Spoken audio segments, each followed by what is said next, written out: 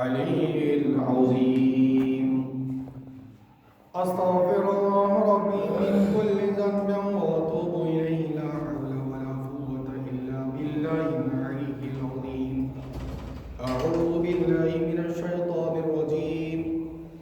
بسم الله الرحمن الرحيم. الحمد لله رب العالمين خالق السماوات والأرضين، والصلاة والسلام على أشرف الأنبياء والمرسلين وعلى آلك الطيبين وأصحابك الطاهرين وعلينا معهم أجمعين. أما بعد، فقد قال الله تعالى عز وجل في كلامه المجيد والفرقان الحميد في شان حبيبه ومحبوبه ومعشوقه آمرا ومخبرا: إن الله وملائكته يصلون على النبي يا أيها الذين آمنوا صلوا عليه وسلموا تسليما. صلى الله على سيدنا محمد وآله وأصحابه وسلم. صلى الله على سيدنا محمد وآله وأصحابه وسلم. اللهم صل على سيدنا مولانا محمد وعلى آل سيدنا مولانا محمد. अर्शेर नीचे सिजदाए पड़े कांदन नबी जारे जार, दया करे माफ करे दाओ उम्मत আমার गुनाहगार। अल्लाहुम्मा सल्ली अला सय्यिदिना मुहम्मद वअला आलि सय्यिदिना मौलाना मुहम्मद। রইলেন প্রাণের নবী আমাদেরকে চাহিয়া, अपनी बिने की लाभ रे এই জগতে বাঁচিয়া।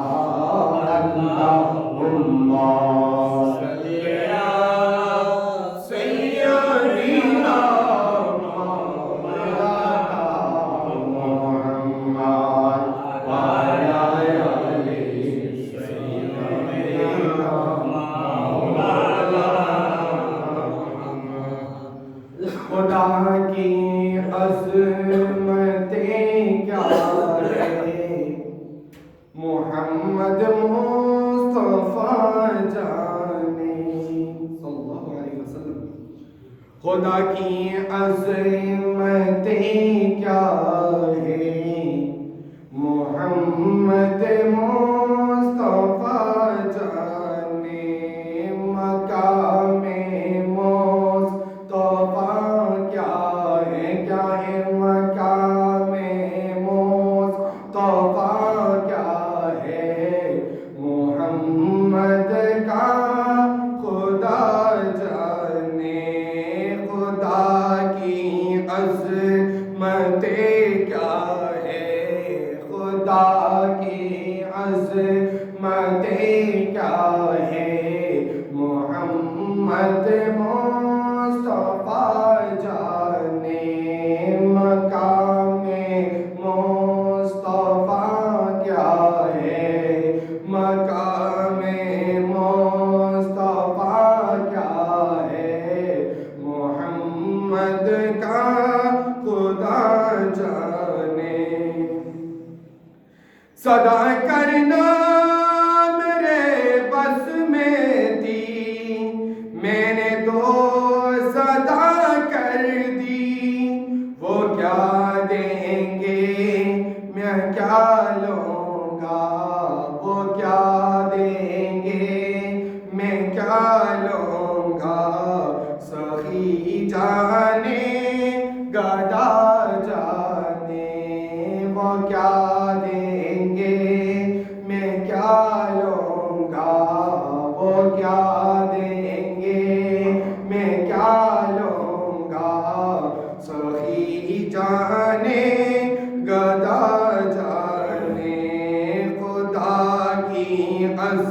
क्या है मोहम्मद मुस्तफा जाने।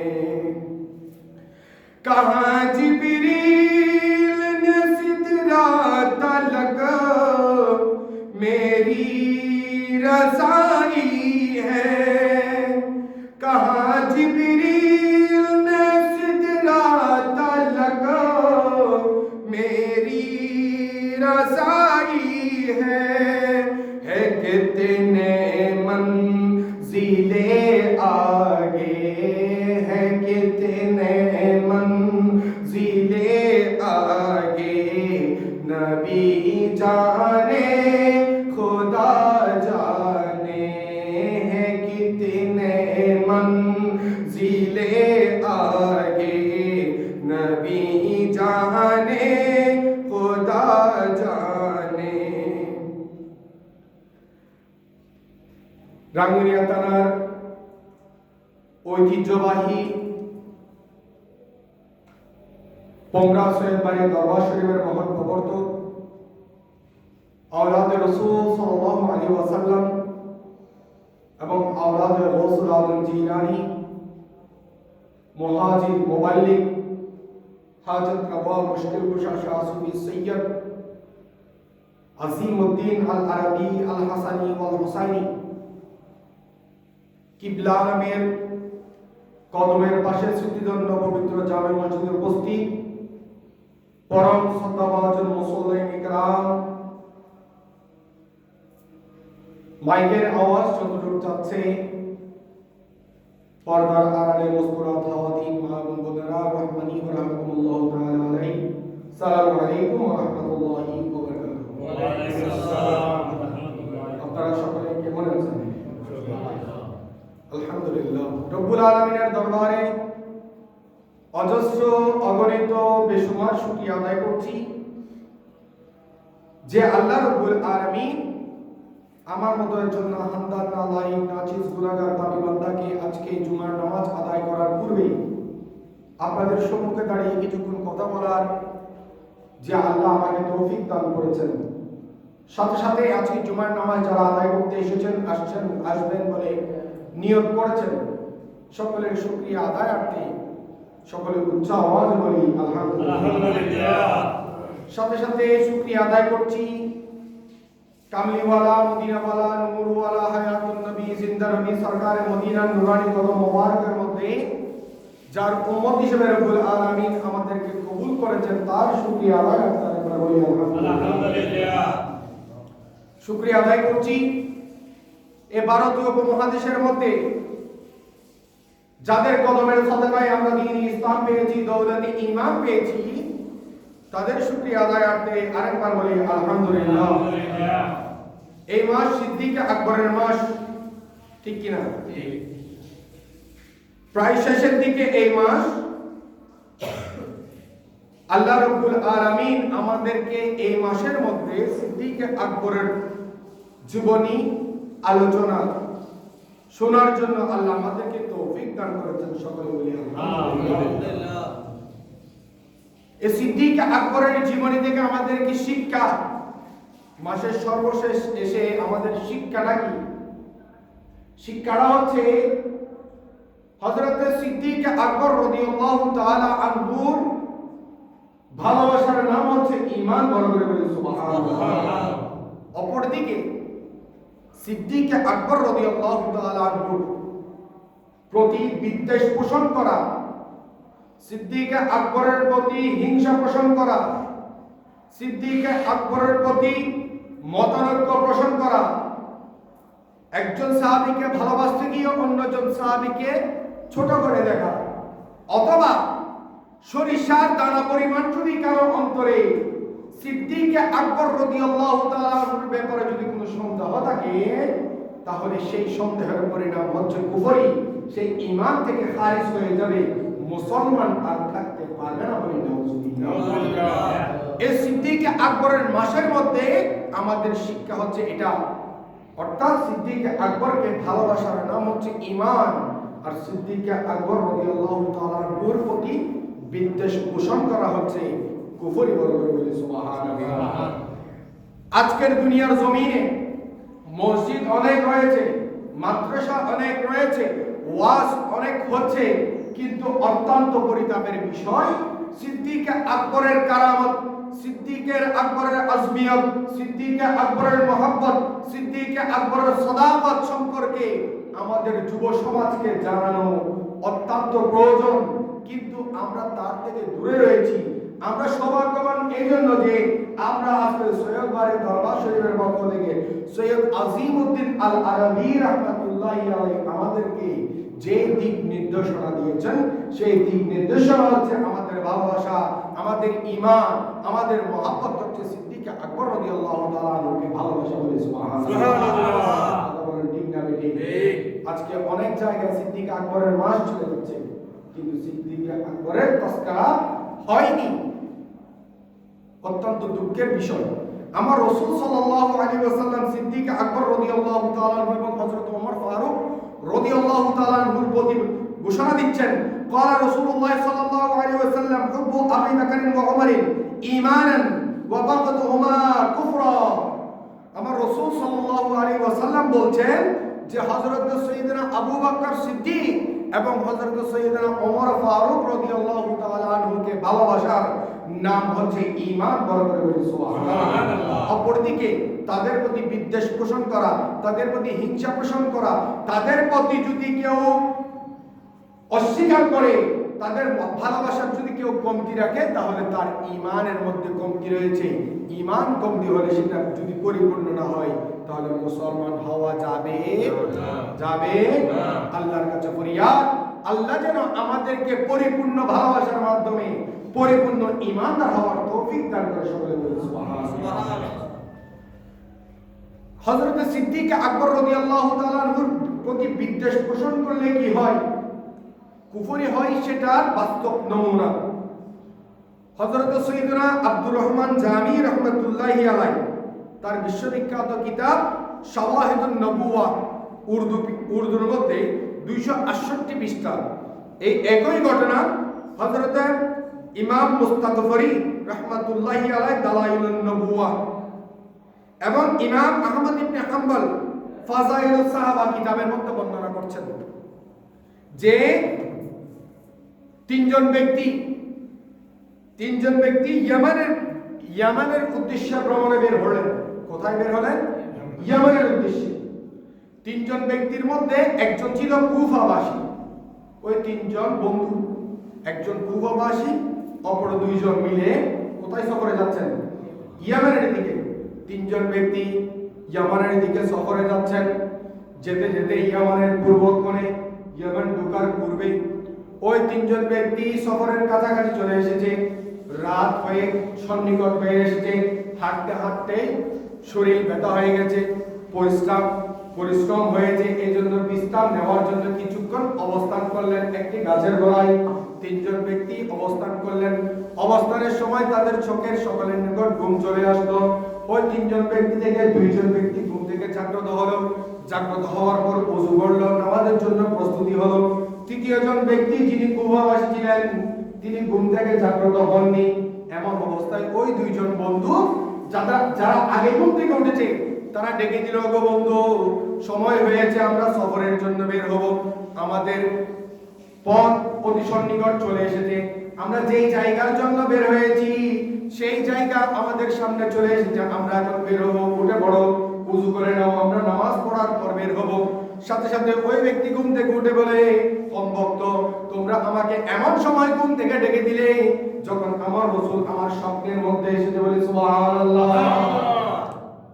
আমার রাসূল আমাকে স্বপ্নের মধ্যে এসেছে এবং আসার পর বলছে, ওগো দুনিয়ার মানুষ, কুফাবাসী, জেনে রাখো, আমার সিদ্দিক আকবর রাদিয়াল্লাহু তাআলা আনহু তিনজন ব্যক্তি থেকে একজন ব্যক্তি যিনি কুফাবাসী ছিলেন, ওই ওনার অন্তরের মধ্যে সিদ্দিক আকবরের প্রতি বিদ্বেষ রাখতেন। তিনি সিদ্দিক আকবর রাদিয়াল্লাহু তাআলা আনহুকে গালমন্দ করতেন, খারাপ ভাষায় কথা বলতেন। ওই দুইজন বন্ধু যারা সাথে ছিল তারা অনেকবার বোঝানোর চেষ্টা করেছে, আপনার মুখটাকে বন্ধ রাখুন, উনি আল্লাহর সাহাবী, আল্লাহর নবীর সাহাবী, ওনার ব্যাপারে গালমন্দ করবেন না। এই কথাটা বলে বলে সফরের সময় আসলো, ঘুমিয়ে পড়লো। ঘুমানোর সময় স্বপ্নে দেখলো, ওনার স্বপ্নের মধ্যে আমার রাসূল স্বপ্নে এসেছে এবং বলছে, আমার সিদ্দিক আকবর, ওগো দুনিয়ার মানুষ জেনে রাখো, আমার সাহাবীদের ব্যাপারে বিদ্বেষ পোষণ করলে সে দুনিয়ার মধ্যে বেইজ্জতি হয়, কুফরি হয়। এমন সময় তার বন্ধুরা তাকে ঘুম থেকে ডেকে দিল, সে ঘুম থেকে উঠে রাগান্বিত হয়ে গেল, ওগো বন্ধু, আমাকে এমন সময় ডেকে দিলে যখন আমার রাসূল আমার স্বপ্নের মধ্যে এসেছে এবং বলছে আমার সাহাবীর ব্যাপারে কেউ বিদ্বেষ পোষণ করলে সে কুফরি হয়ে যায়। তখন অপর দুইজন বন্ধু বলল, যা হয়েছে ঠিক হয়েছে, আপনি বাদ দেন, এখন ওযু করুন, নামাজ আদায় করার পর আমরা সফরে বের হব। ওযু করার জন্য ওই কুফাবাসী যখন ওযুর পানি হাতে নিল, সাথে সাথে যখন ওযু করতে করতে এমন সময় দেখা গেল তার হাতের আঙ্গুল এবং পায়ের আঙ্গুল আস্তে আস্তে পরিবর্তন হয়ে যাচ্ছে।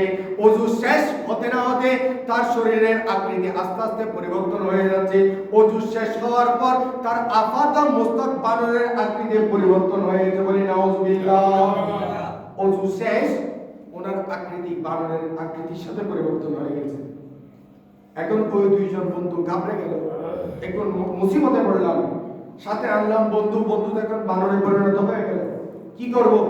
ওই বন্ধুকে থালা তোলের মধ্যে করে তাদের সফরের সঙ্গী যেগুলো ছিল, তারা সফর যার মাধ্যমে যাতায়াত করেছিল, ঘোড়া কিংবা ওটের মাধ্যমে, ওই ওটের সাথে বেঁধে দিল। কিছু দূর যাওয়ার পর একটি জঙ্গল পড়লো, ওই জঙ্গল থেকে অনেকগুলো বানর বের হয়ে আসলো। বলে সুবহানাল্লাহ। বানর যখন বের হয়ে আসলো, ওই থলে থেকে তৃতীয় জন বন্ধু যার আকৃতি বানর হয়ে গেল, সেই মাথা তুলে দেখলো যে অনেকগুলো তার সমচেহারা অনেকগুলো বানর চলে আসলো। যখন বানরগুলো দেখলো, জাতে জাতটার কথা ঠিক নেই, এই জাতের সাথে চলে গেল। এখন বন্ধুদেরকে দেখে দুই নয়নের চোখের পানি ছেড়ে কিছু বলতে পারছে না। বন্ধুরা আফসোস করলো এবং তাকে ওই বানরের পালের সাথে ছেড়ে দিল। বলে সুবহানাল্লাহ। সিদ্দিক আকবরের প্রতি বিদ্বেষ পোষণ করেছে শুধুমাত্র সিদ্দিক আকবর রাদিয়াল্লাহু তাআলা আনহু বিদ্বেষ পোষণ করেছে। কুফার মধ্যে যারা ছিল, অনেকে মাওলা আলী কারামাল্লাহু ওয়াজহুকে ভালোবাসতে গিয়ে সিদ্দিক আকবরের প্রতি বিদ্বেষ পোষণ করত। সিদ্দিক আকবরের শান আজমতকে ছোট করে দেখত। এই জন্য সিদ্দিক আকবরের জিন্দা কারামত এটা নয়, অপর আরেকটা ঘটনার মধ্যে রয়েছে। আরেকজন ব্যক্তি সিদ্দিক আকবরের ব্যাপারে গালমন্দ করেছে, বিদ্বেষ পোষণ করেছে, সেই শুকরের আকৃতি পরিণত হয়েছে এবং শুকরের সাথে সে চলে গেছে। শুকর হয়ে যতদিন ছিল ততদিন জীবন যাপন শুকরের মাধ্যমে বেঁচেছিল। আল্লাহ রাব্বুল আলামিন এমন গজব দুনিয়ার মধ্যে নাযিল করেছেন হযরত সিদ্দিক আকবর রাদিয়াল্লাহু তাআলা আনহুকে শুধুমাত্র বিদ্বেষ পোষণ করার কারণে দুনিয়ার জমিনে তাদের ফয়সালা করে দিয়েছে। বলে নাউযুবিল্লাহ। আল্লাহর কাছে ফরিয়াদ, আল্লাহ রাব্বুল আলামিন যেন আমাদেরকে সিদ্দিক আকবর রাদিয়াল্লাহু তাআলা আনহুকে পরিপূর্ণ ভালোবাসার মাধ্যমে আমাদের ঈমানকে তরতাজা করার তৌফিক দান করেন। সকলে বলি আমিন। আমিন। সাল্লি আলা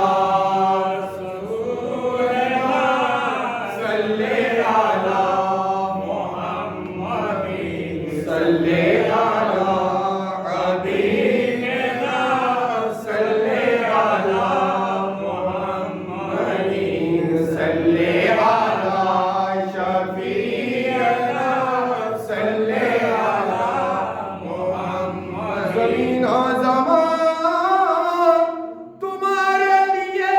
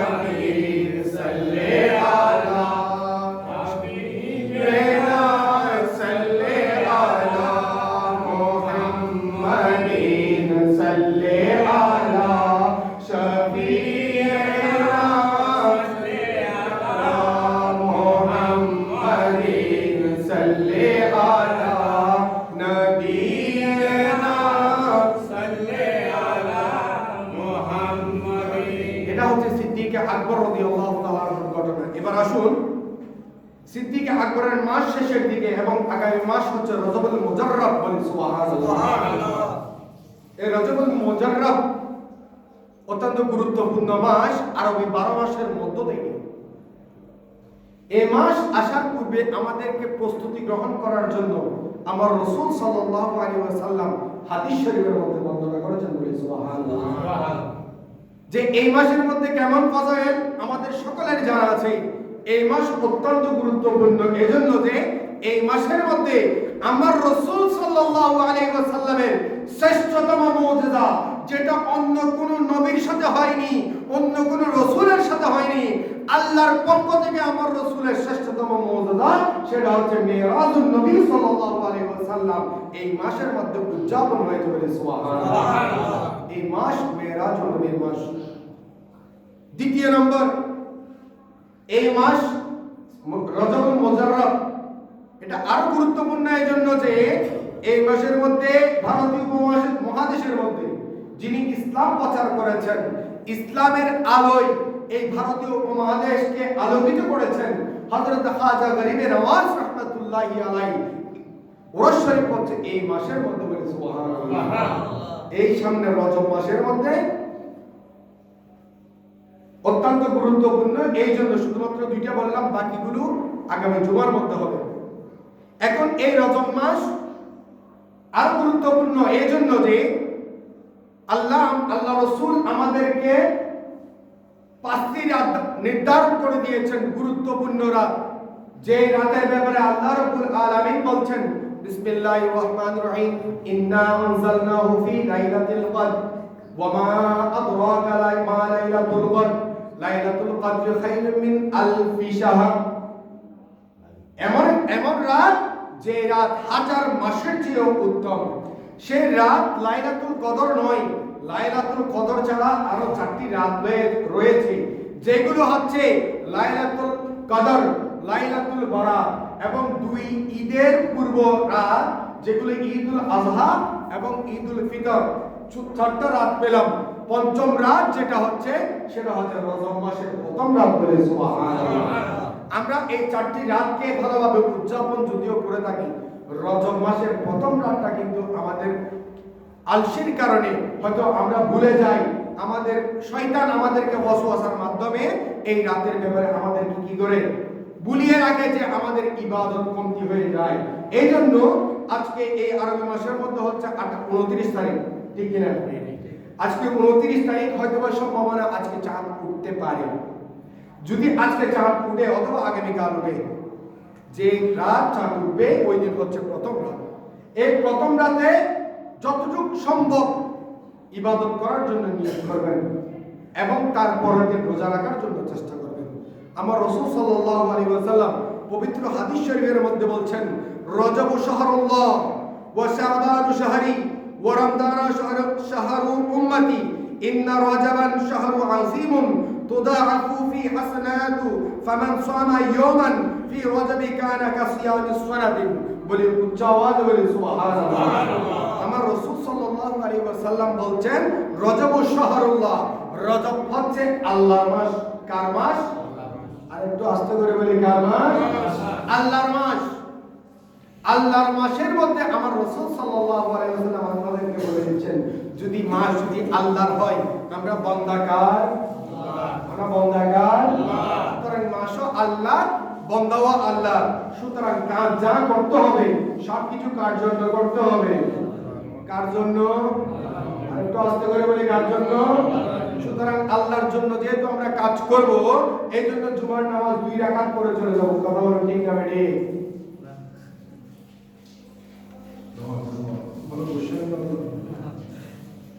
আল্লাহর মাস যেহেতু সামনে আসছে, এজন্য কি করব? জুমার নামাজ 2 রাকাত আদায় করে চলে যাব, ঠিক না? তার মানে বোঝা গেল আপনারা আজকে থেকে জুমার নামাজ বাকিগুলো সব আদায় করবেন, ঠিক কি না? আল্লাহ আমাদেরকে তৌফিক দান করুক, সকলে বলি আমিন। এরপরে আদায় করলাম, আদায় করার পর মিলাদ কিয়াম ছাড়া চলে যাব, ঠিক না?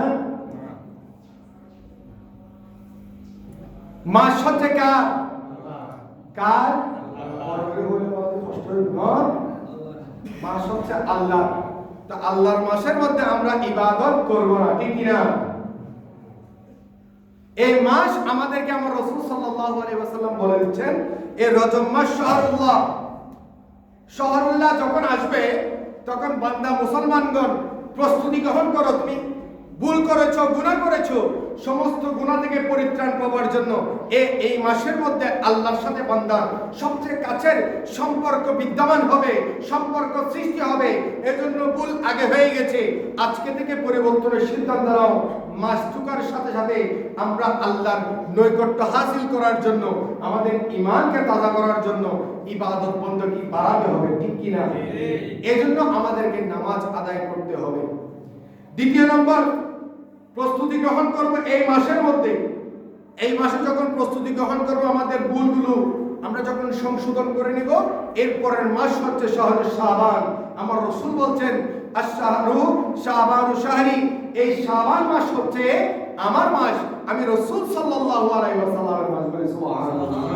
সুতরাং এই মাসের মধ্যে যা ইবাদত করবে, সেই ইবাদতের সাক্ষী হিসেবে আমার রাসূল থাকবে। বলি সুবহানাল্লাহ। এরপর আমাদের সামনে আসছে রমজান মাস। এই রমজান মাস হচ্ছে বান্দার মাস।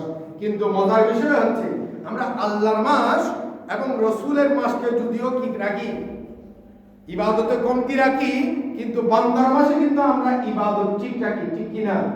রমজান মাস যখন আসে, মোটামুটি মসজিদের মুসল্লি ভরপুর হয়ে যায়। বলি সুবহানাল্লাহ। এখন এই রমজান মাস আসার পূর্বে আমরা সাময়িক মুসল্লি না হয়ে পার্মানেন্ট মুসল্লি হওয়ার জন্য আল্লাহ আমাদেরকে তৌফিক দান করুক। সকলে বলি আমিন। এই পার্মানেন্ট মুসল্লি হওয়ার জন্য আজকে থেকে তওবা করে এই রজব মাস যখন শুরু হবে, আল্লাহ আমাদের অতি সন্নিকটে চলে আসবে। তো আল্লাহ এতদিন কি আমাদের থেকে দূরে ছিল? দূরে ছিল না, আমাদের থেকে দূরে ছিল না। আল্লাহ আমাদেরকে সুযোগ করে দিচ্ছেন, বান্দা এতদিন ভুলেছিলা, বান্দা এতদিন গাফেল ছিলা, শয়তান তোমাকে ওয়াসওয়াসা দিয়েছিল, এখন জেনে রাখো এটা আমার মাস, সুতরাং আমার কাছে চলে আসো। বলে সুবহানাল্লাহ। আল্লাহ আমাদেরকে আল্লাহর কাছে যাওয়ার জন্য, আল্লাহর ইবাদত বندگی করার জন্য তৌফিক দান করুক। সকলে বলি আমিন। আল্লাহ আল্লাহ আল্লাহ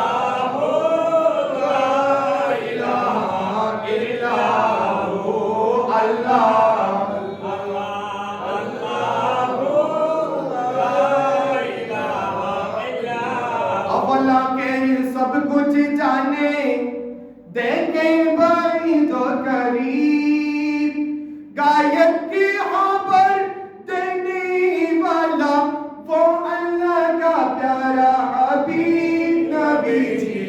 अल्लाह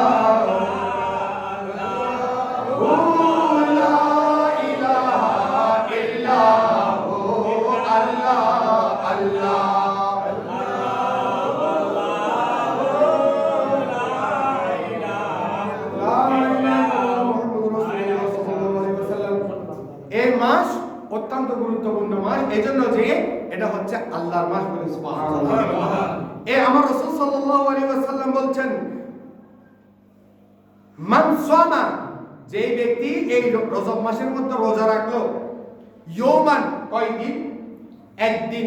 যে ব্যক্তি এই মাসের মধ্যে একদিন রোজা রাখলো, মির রজবি, এই রজব মাসের মধ্যে, কানা কাসিয়ামি সারাদিন, সেই সারা বছর রোজা রাখার সওয়াব পেলে। বলে সুবহানাল্লাহ। রোজা কয়দিন? আর জুড়ে শুধুমাত্র কয়দিন? একদিন। যদি রোজা রাখলে সারা বছরের সওয়াব পাওয়া যায়, তাহলে রোজা রাখার প্রয়োজন আছে কি নাই? আল্লাহ রাব্বুল আলামিন আমাদেরকে রোজা রাখার তৌফিক দান করুক। সকলে বলি আমিন। দ্বিতীয় নম্বর, এই মাস গুরুত্বপূর্ণ। রজব মাস গুরুত্বপূর্ণ কেন?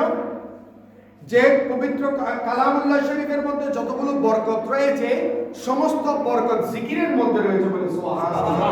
আমরা যে জিকিরগুলো করি, আল্লাহ আল্লাহু লা ইলাহা ইল্লাল্লাহ, লা ইলাহা ইল্লাল্লাহ মুহাম্মাদুর রাসূলুল্লাহ, যে জিকিরগুলো আমরা করে থাকি, সেগুলো হচ্ছে সমস্ত কোরআনের মগজ, সমস্ত কোরআনের বরকত। যেভাবে কোরআনের বরকত জিকিরের মধ্যে রয়েছে, অনুরূপভাবে এই সারা বছর 12টি মাস যেগুলো রয়েছে, 12 মাসের বরকত হচ্ছে রজব মাসের মধ্যে। বলে সুবহানাল্লাহ। এইভাবে রজব মাসের ফাজাইল। এরপরে তৃতীয় নম্বর হচ্ছে, আমার রাসূল সাল্লাল্লাহু আলাইহি ওয়াসাল্লাম যখন রজব মাস এর চাঁদ উদিত হতো, তখন আমার রাসূল একটা দোয়া পড়তেন যে আল্লাহুম্মা বারিক লানা ওয়া রাজাবা, আল্লাহুম্মা বারিক লানা রাজাবা ওয়া শাবান ওয়া বাল্লিগনা শাহর রমাদান।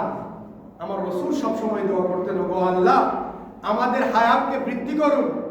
রজব এবং শাবান মাস এবং আমাদেরকে রমজান মাস পর্যন্ত হায়াত দারাজ করে দিন বলে সুবহানাল্লাহ।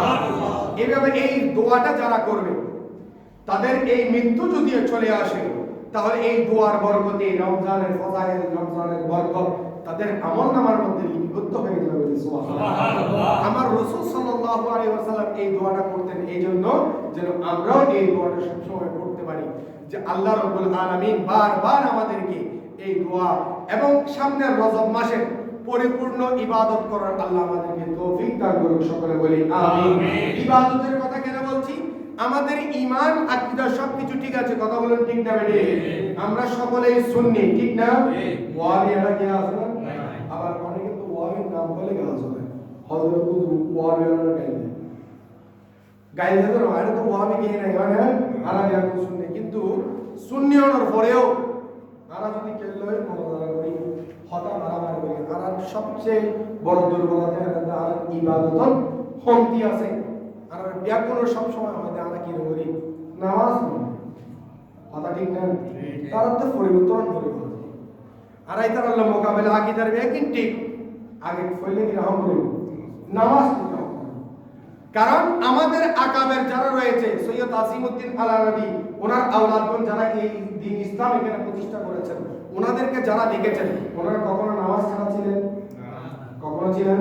খাজা গরিবে নামাজ যার ওরস সামনের মাসের মধ্যে উদযাপন হবে, তিনি ইসলাম প্রচার করেছেন, নামাজ ছেড়েছেন?